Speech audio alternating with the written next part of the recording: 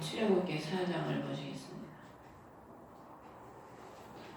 하나님께서 3장에 모세를 부르셔서 4장까지 계속 모세를 이집트가 세상을 의미합니다. 하나님께서 자기 백성 하나님께서 잡아서 쓰시기에 합당한 그런 일꾼을 부르셔서 하나님이 세상에 보내셔서 자기 백성을 구원하기 위해서 하나님이 우리를 일꾼으로 부르시고 또 보내시는 거죠. 우리 예수님께서도 하늘에서 이 땅에 내려오신 것은 이 땅에서 신음하는 하나님의 백성들을 구원하시기 위해서 오신 겁니다. 자기 백성들을 구원하시고 그 백성을 영원한 천국으로 이끌기 위해서 주님께서 오신 거죠. 오늘 4장에 보면은 1절에 보면 모세가 응답하여 그들이 이르되 그러나 보소서 그들이 나를 믿지 아니하며 내 음성의 귀를 기울이지 아니하리이다. 근데 우리가 말씀을 증거하면 우리를 믿고 우리를 말을 듣습니까? 그건 아니거든요. 주님을 믿고 주님의 말씀을 듣는 거지. 근데 우리가 믿음이 적다 보면은 하나님이 보내시면은 내가 뭘 하고 내가 뭐를 다 하는 것 같아. 근데 사실상 지나고 보면은 우리가 하는 게 아니고 우리 주님께서 보내시고 주님께서 말씀하게 하시고 주님이 우리를 통해서 예수 그리스도를 믿게 하시는 거죠. 그러니까 근데 오늘 모세는 주님이 부르심에 부정적으로 말을 해요. 항상 아멘하고 순종하는 그런 긍정적인 이 태도를 보이는 게 아니고 부정적인 태도를 주님께 보이지요. 그러니까 우리가 믿음이 없고 그 순종의 자세가 안 됐을 때는 누구든지 다 이렇습니다. 모세만 이럴 뿐만 아니라 오늘날에 우리도 주님을 알지 못할 때는 주님이 무슨 명령을 하시고 주님께서 우리를 부르실 때 그분께 순종하기보다는 주님 내 형편이 이래서 못해요. 주님 내가 부족하고 내가 이렇게 무식하고 한데 내가 뭘 하겠습니까? 저한테 가끔 전화 오는 그 권사님인데 전사님 되셨는데 그분도 맨날 입만 열면 저는 부족해요. 주님은 자꾸 삶의 길을 가라고 하는데 늘 저는 부족해요 그러는 거예요. 나는 더 부족해요. 저는. 부족하지만 순종하면 주님이 일을 하시는 겁니다. 주님이. 하나님의 일은 하나님이 하시지 우리가 뭘 합니까? 순종하면 주님이 일을 하시거든. 그러면서 나에게 나타나지 아니하셨다 하리이다. 그렇게 말을 하니까 주님이 주께서 너에게 계시되 내 손에 있는 것이 무엇이냐? 그가 이르되 막대기니이다. 이스라엘 백성들은 12살이 되면 막대기를 다 물려준다고 합니다. 부모들이. 왜냐면 이스라엘은 사막이 많아요. 그래서 사막에는 돌도 많고 또 뱀이 많이 나오거든. 그래서 이 막대기로 돌을 치우고 또 뱀이 나타났을 때 그 막대기를 통해서 뱀을 물리치는 그런 도구로 사용을 했지요. 그러니까 막대기는 자기가 의지할 수단인 겁니다. 의지할 수단. 그러니까 모세가 지금까지는 그 손에 막대기를 의지하고 살았지요. 근데 주님은 그 막대기 의지했던 모세가 가장 의지했던 그 막대기가 바로 영적으로 보면 예수 그리스도시거든요. 주님은 늘 우리 우편에서 우리의 그늘 되시고 우리의 위험을 막아주시고 늘 우리 길을 인도해 주시지 않습니까?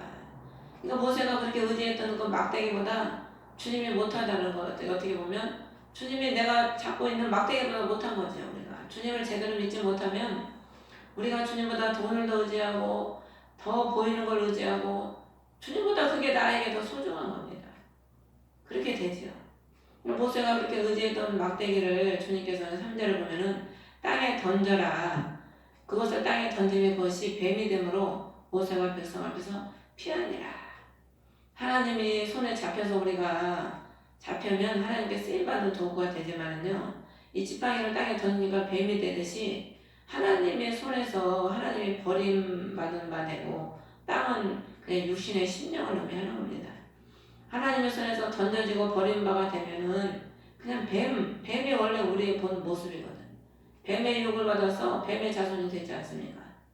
원래 우리가 뱀이에요, 뱀의 후손인데 그리스도의 손에 잡혔기 때문에 그의 손에서 사대를 보면은 그것을 꼬리로 붙잡아서 다시 붙잡아라. 그러니까 그 손에서 막대기가 됐지 않습니까? 주님 손에 잡히면 주님께 쓰임받는 그런 일꾼이 될 수가 있는 거죠. 근데 주님께 잡히지 못하고 주님이 버림받고 던짐받으면 뱀 같은 땅만 파먹고 사는 그런 그냥 흙 속에 묻혀서 땅의 것만 추구하면서 사는 그런 인생으로 전락할 수밖에 없는 겁니다. 그 5절에 보면은 그분께서 이것은 그들의 주 자기 조상들의 하나님 곧 아브라함 하나님 이삭의 하나님 야곱의 하나님이 내게 나타난 줄을 믿게 하려 함이라. 하나님께서 이렇게 기사와 이적을 베풀어 주신 이유는 언약의 하나님이 너희를 잊지 않고 나타났다는 것을 믿게 하려 함이라는 겁니다. 우리가 이 기적과 표적은요, 이게 의미가 달라요. 기적은 원래 놀라게 하는 것을 기적이라고 하는 거고, 표적은 나타나는 거, 본질을 의미하는 거예요. 본질. 그래서 진설병이라는 게 원래 히브리어로 얼굴빵이고 헬라어로는 목적빵인데, 목적이라는 단어가 얼굴이라는 뜻인데, 이것은 그리스도를 나타내고 여호와의 얼굴을 나타내는 그런 의미입니다. 근데 이사야 55장 13절에 보면 너에게 표적이 있으리니 어린아이를 하나님 강보에 쌓인 것을 표적으로 보리라. 그리스도께서 오신 것을 표적이라고 하는 거예요. 그리스도께서 오신 것을. 그러니까 표적이 본질을 나타내기 위해서 드러내는 게 바로 표적인데, 현상이라는 것은 우리가 알다시피 우리 눈에 나타나서 보여지는 게 현상이지 않습니까? 그럼 그 현상에는 그 현상을 일으키는 분은 누구십니까? 하나님이시거든요. 우리 모든 만물 다 하나님이 지으셨지 않습니까? 그럼 우리는 지금 현상을 보고 있는 거예요. 그럼 그 현상의 본질 뒤에는 하나님이 계신 겁니다. 하나님. 바람을 불게 하고 비가 내리게 하고 이 모든 것들이 다 그 현상 뒤에는 하나님이 계신 거예요. 그러니까 본질을 의미하는 거죠.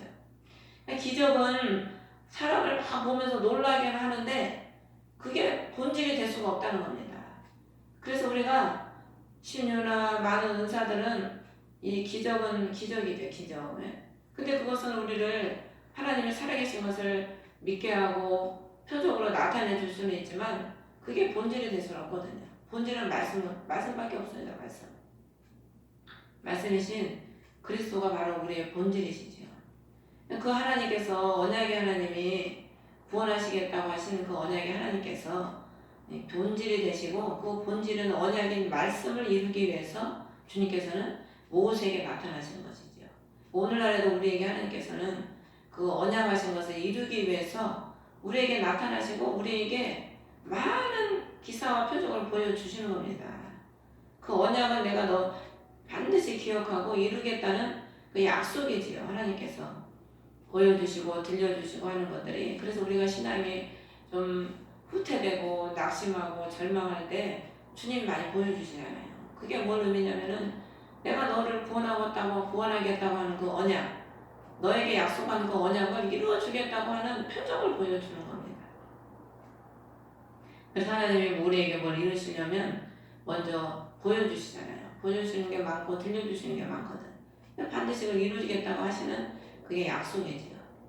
6절에 보면은 또 하나님께서 다음 표적을 보여주시는데 내 손을 품에 넣어라.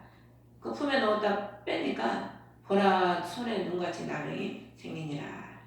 우리의 손을 이거는 하나님께서 우리 자신의 본질을 보여주는 겁니다. 우리가 이 손은 행함을 의미하는데 우리가 하나님의 영광을 위해서 행하는 삶을 살면 하나님이 참 그 썩지 않는 영광을 주시지만은 우리가 나 자신만을 위한 삶을 살게 되면 이 나병처럼 썩어서 영적으로 병이 든 그 심령으로 살아갈 수밖에 없죠. 우리 본질을 보게 하시는 겁니다. 품에 손을 넣었다 꺼내니 나병이 된 것은 네가 내 말씀대로 살지 않고 너의 원하는 대로 살면 네 모습이 이런 모습밖에 될 수 없다. 그런 우리 본질을 하나님께서는 보여주시고 알려주시는 거죠. 근데 다시 그 손을 품에 넣어라. 그래서 다시 넣었다가 꺼내니까 다른 살처럼 되었더라.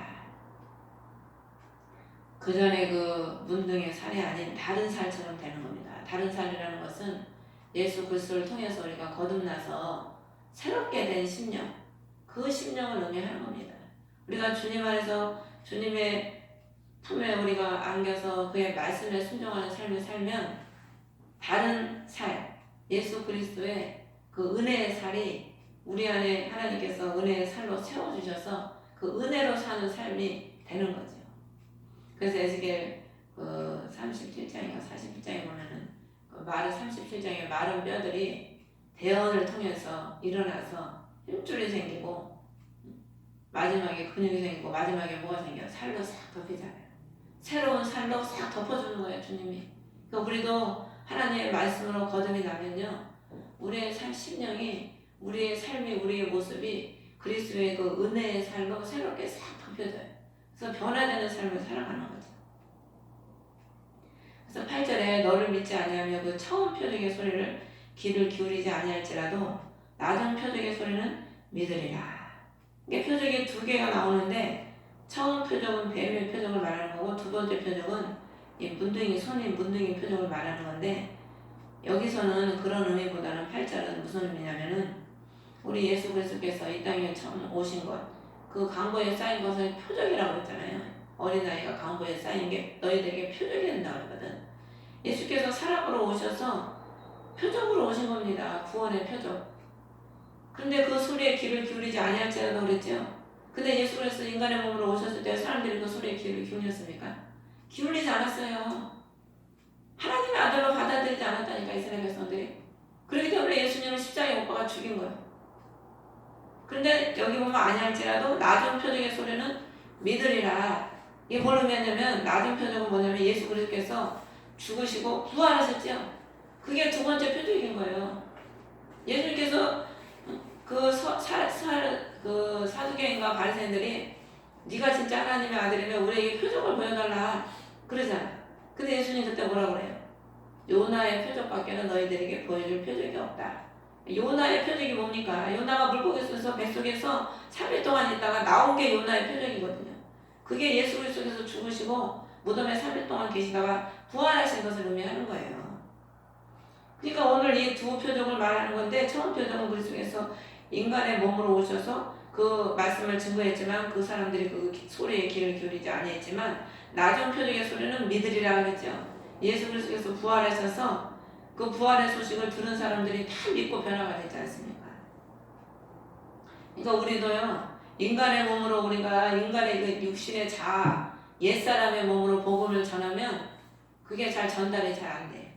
근데 우리가 성령으로 거듭이 나서 부활의 심령이 돼서 그리스도의 복음을 증거하면 내 안에 부활의 생명이 있기 때문에 그 부활의 생명을 가지고 증거하는 그 복음은 예수 그리스도께서 능력으로 역사하시는 겁니다.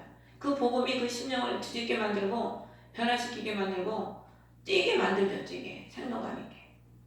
그래서 낮은 표적의 소리는 그리스도의 부활의 그 소식, 그 부활을 통해서 성령을 통해서 증거되는 그 말씀 및 그 소리는 사람들이 믿고 듣는 거죠.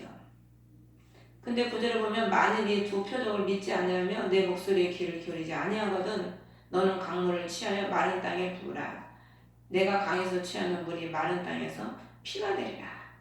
예수 그리스도께서 죽으시고 부활하셨다는 이 두 표적의 소리를 믿지 않으면은 강물은 주의 은혜를 의미합니다. 하나님의 말씀이 오히려 마른 땅에 부으라고 그랬는데 마른 땅은 은혜가 없는 심령. 물이 예수 그리스도의 말씀이거든요. 은혜거든. 그 은혜가 없는 심령에 부으라는 것은 심판이 그 심령에 이르게 된다는 의미입니다. 그 물이 강에 물이 마른 땅에서 피가 된다고 그랬죠. 피는 죽음을 상징하거든. 생명도 상징하지만 반대로 죽음도 상징을 해요.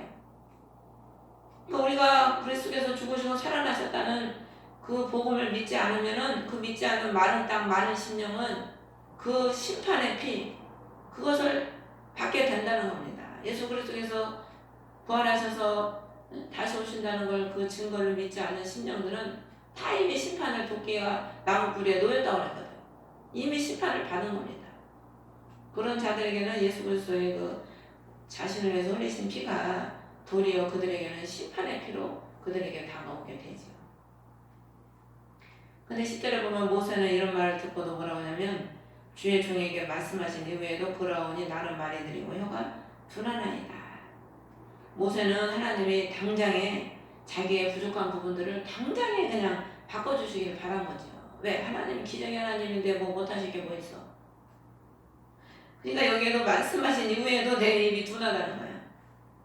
그러니까 우리는 뭘 하나님의 일을 하면 하나님이 당장에 막 돈도 주고 뭐 당장에 뭘 좀 해주고 이루어주고 막 당장에 뭘 해주길 원해. 근데 하나님은 또 그렇게 안 하셔요. 하나님은 우리의 믿음의 수준에 따라 역사하시지 당장에 뭘 막 이루어주는 게 아니라니까.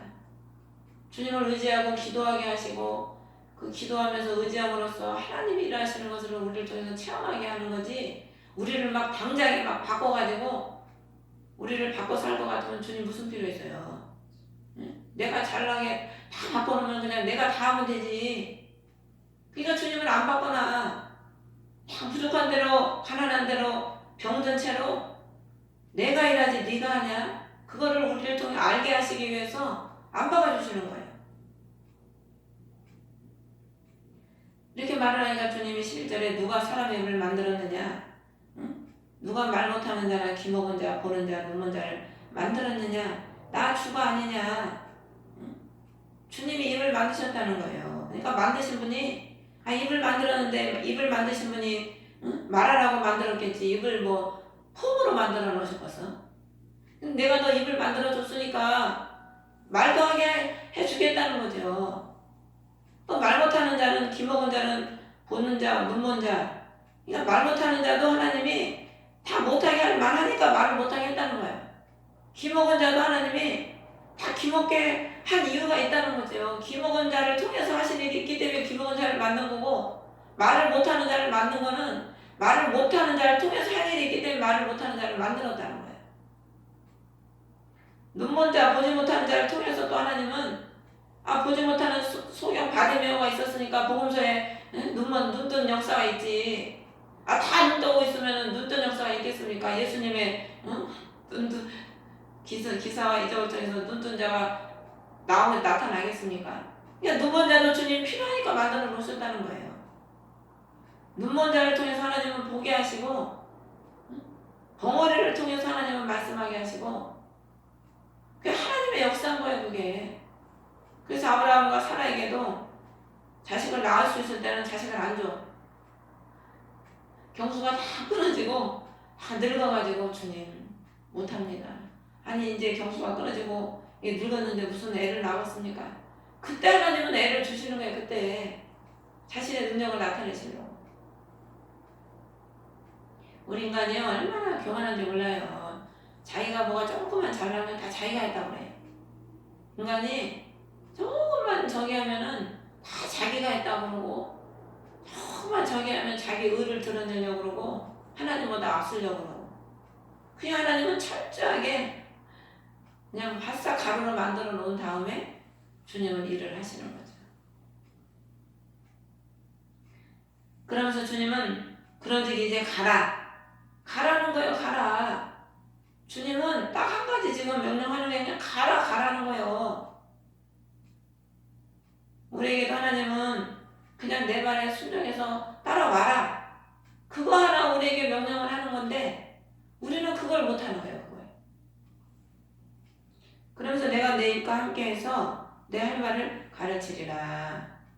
주님이 이렇게 말씀하시는데 13절에 모세는 또 그러는 거예요. 오 주여, 내가 원하건대 주께서 보내고자 하는 자의 손을 통해 보내소서. 이때도 모세는 또 하나님의 명령에 못하겠어요 이 말이죠.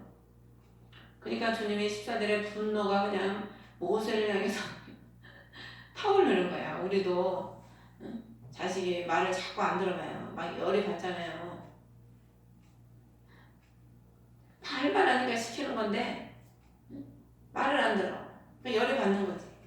근데 우리 하나님은 참 사랑의 하나님이기 때문에 분노가 막 타오르셔도 그를 징계하지 아니하시고 뭐라고 하냐면 아론이 있지 않냐, 레위 사람 내 형.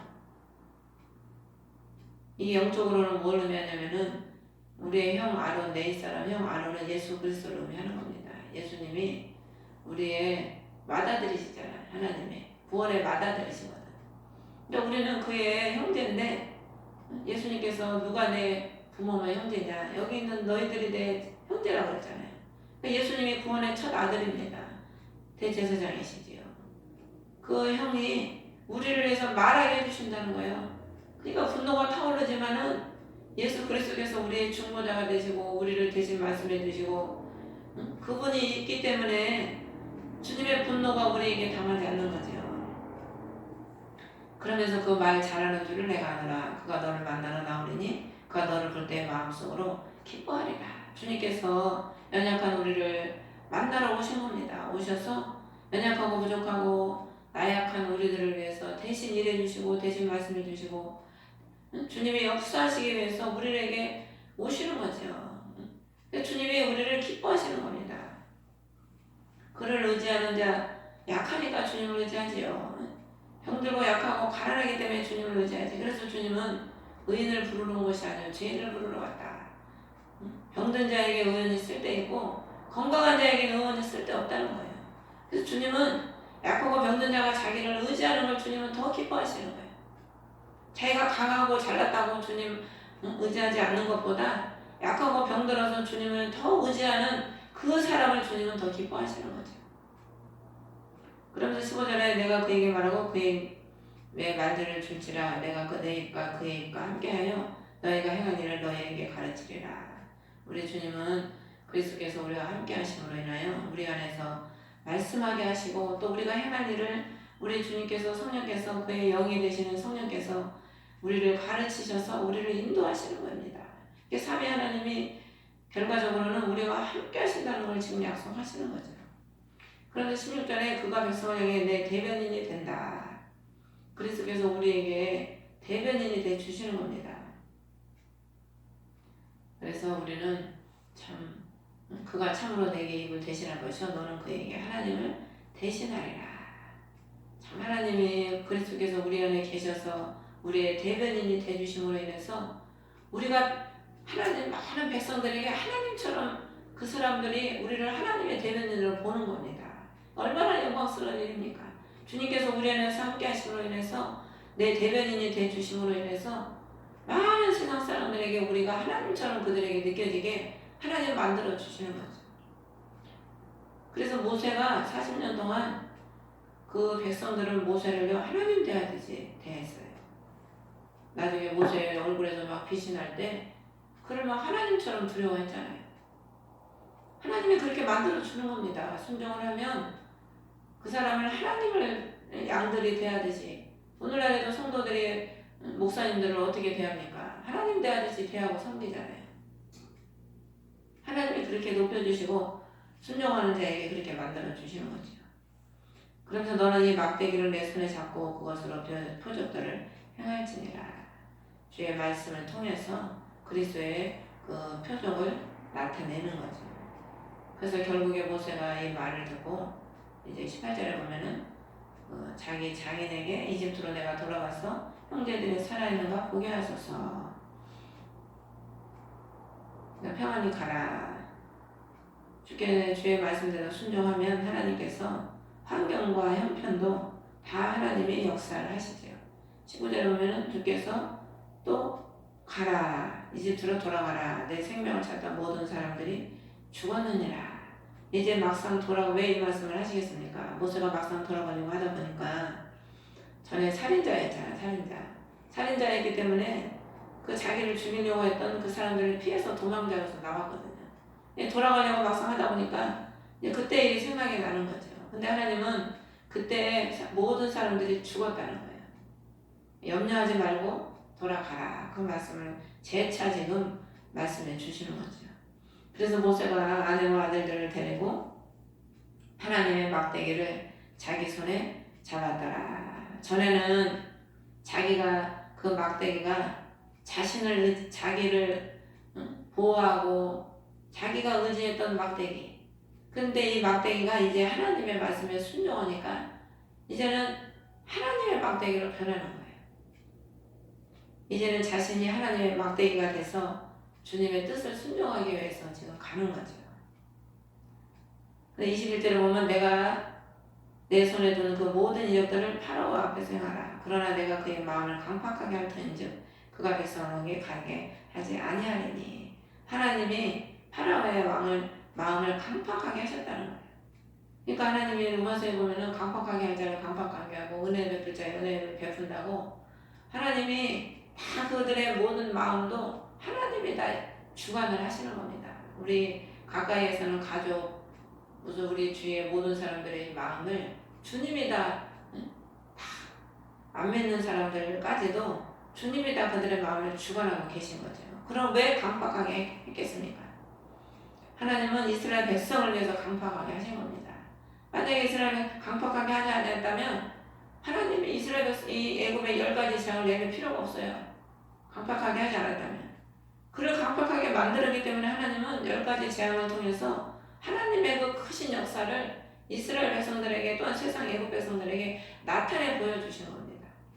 결국에는 그 모든 표적을 행하신 결국의 목적은 택하신 그 이스라엘 백성들에게 믿음을 주고 하나님의 살아계심을 보여주고 나타내기 위해서 애굽 왕을 강팍하게 하셔서 그 이스라엘 백성들을 구원하시기 원하시는 거죠. 그러니까 우리가 우리 주위에 마음이 강팍해가지고 나를 괴롭히는 사람이 있으면 그것도 다 하나님이 그렇게 하셨나 보다. 나를 결국 구원하시고 하나님의 살아계심을 나타내시려고 다 그렇게 하시는 거다. 우리가 그렇게 받아들이면 됩니다. 그러면 마음이 평안해져요. 안 그러면은 그 강팍한 사람이 얼마나 이해가 안 되고 밉습니까? 믿고 이해가 안 되고 답답하죠. 근데 하나님께 다 하나님의 역사 가운데 다 섭리 가운데 있는 것을 우리가 받아들이고 그것을 인정하고 그냥 나를 내려놓으면 그냥 그런 것들도 저런 것들도 다 그냥 감사하게 되는 거죠. 그러면서 22절에 보면은 파라오에게 이스라엘은 내 아들 곧 나의 처음 난 자니라. 하나님이 이스라엘 백성들을 택하시고 첫 백성으로 택하셨기 때문에 처음 난 자라 이렇게 말씀하는 거죠. 그러면서 보내지 않으면 네 처음 난 자를 죽이리라. 하나님의 처음 난 자를 보내지 않으면 자기에게 오히려 하나님께서는 손해를 보게 하시는 거죠. 그러니까 우리가 하나님 거를 하나님께 드려야지 하나님 것을 내 것으로 붙잡고 있으면 결국에 그것을 드리지 아니함으로 인해 내게 손해가 오는 겁니다. 근데 24절에 보면은 주께서 길 옆에 여관에서 그를 만나 그를 죽이려 하시니 이게 이제 모세가 지금 가는 도중에 여관에서 하나님께서 모세를 죽이려고 하시는 장면인데 이때 25절에 보면은 십보라가 모세의 부인이지요. 예리한 돌을 취해서 자기 아들의 포피를 베어 그의 발 앞에 던지며 이르되 당신은 참으로 내게 피 흘리는 남편이로다. 그러면서 26절에 보면은 당신은 피 흘리는 남편이로다 한 것은 할례 때문이었다. 할례를 받지 못한다는 것은 의미는 거듭나지 못했다는 의미인데 영적으로 우리가 하나님의 일꾼이라고 많은 사람들이 보내심을 받지만 영적으로 보면은 진정으로 거듭나지 못한 심령들이 참 많습니다. 그 거듭나지 못하면 결국 자신이 하나님 앞에 버림받는 인생이 될 수밖에 없어요. 근데 여기서 십보라가 그 포피를 베면서 피 흘리는 남편이로다 이것은 우리는 죽을 수밖에 없는 인생인데 우리 예수 그리스도께서 우리를 위해서 피 흘려 주셨지 않습니까? 예수 그리스도께서 우리의 신랑이시거든요. 그러니까 우리는 죽을 수밖에 없는 우리 존재지만 우리를 위해서 피 흘리시는 남편이신 예수 그리스도께서 죽을 수밖에 없는 우리를 위해서 피를 흘려 주셨기 때문에 이 모세가 살아난 것처럼 우리가 그리스도 나를 위해서 내 죄를 위해서 피 흘리신 예수 그리스도 그분 때문에 우리가 살아난 거죠. 그것을 지금 성경은 의미하는 겁니다. 그러니까 우리가 구원도 그렇고 하나님의 일꾼으로서 쓰임받는 것도 그렇고 이 모든 구원의 구속의 사역은 우리를 위해서 피 흘리신 예수 그리스도를 통해서 우리가 구원을 받고 살리는 역사가 일어나는 거지 내 무슨 지혜나 힘과 내 지식, 내 의로 되는 게 아니거든요. 오직 우리를 위해서 피 흘리신 우리의 남편 되신 신랑이신 그리스도의 그 은혜요 공로이지요. 그러면서 27절에 보면 모세가 아론에게 이르시되 광야로 가서 주께서 아론에게 이르시되 광야로 가서 모세를 맞으라. 그가 하나님의 산에서 모세를 만나 그에게 입을 맞추라. 하나님께서 말씀하신 대로 이 모세를 위해서 자신의 백성을 위해서 아론을 모세에게 보냅니다. 지금 친히 그에게 나타나셔서 모세를 보내셔서 그를 만나게 하시고 그에게 입을 맞췄다. 입을 맞췄다는 것은 이제 하나가 됐다. 그런 의미입니다. 영적으로. 그러니까 우리 하나님은 자신의 일을 이루기 위해서 순종하는 그 자기 백성을 때에 따라 인도하시고 만날 자를 만나게 하시고 도울 자를 하나님은 붙여주시고 다 일은 하나님이 하시는 겁니다. 그래서 모세가 28절에 보면은 자기를 버리신 주의 모든 말씀과 또 그분께서 자기에게 명령하신 모든 표적을 아론에게 고하니라. 그러면서 아론과 모세가 가서 이스라엘 장로들을 모으고 30절에 보면 아론이 주께서 모세에게 이르신 모든 말씀을 말하고 백성의 눈 앞에서 표적들을 행하니 백성이 그를 믿었으며 주께서 이스라엘 자손을 찾아오시고 고난을 살펴보셨다는 것을 듣고 머리 숙여 경배하였더라. 하나님은 이 모세를 통해서 아론을 고하게 하고 또 아론을 통해서 그 장로들 눈앞에서 표적을 행하게 하시고 하나님의 그 말씀을 증거하게 하셔서 결국에는 하나님을 경배하는 그 백성으로 삼아 주시는 거죠. 그래서 여기 보면 아론이 표적들을 행했다고 30절에 그러는데 이것은 바로 예수 그리스도께서 대신해서 우리를 위해서 표적을 행하시고 자신의 그 살아계심을 나타내시고 결국에 그것을 통해서 자신의 백성들을 믿게 하시고 자신을 믿게 하시고 또 그들이 믿음을 통해서 결국에 그 예수 그리스도를 섬기고 경배하게 만드는 그 사역을 위해서 우리 예수님께서 오신 거죠. 그럼 오늘날에도 우리가 예수 그리스도를 말씀에 우리가 순종하고 그를 따라서 가면 주님은 우리 자신을 구원할 뿐만 아니라 우리가 가는 곳마다 예수 그리스도를 만나는 사람들마다 믿게 하고 또 그들을 구원하게 해서 결국에 나 한 사람을 통해서 많은 내 주위 사람들이 예수 그리스도를 믿고 그분을 섬기고 경배하는 삶을 살아가도록 주님은 만드십니다. 그러면 여러분들도 이런 삶을 살아가시기를 주의 이름으로 축원합니다. 우리가 주기도문으로 예배하겠습니다. 하늘에 계신 우리 아버지 이름이 거룩히 하기를 받으시옵소서.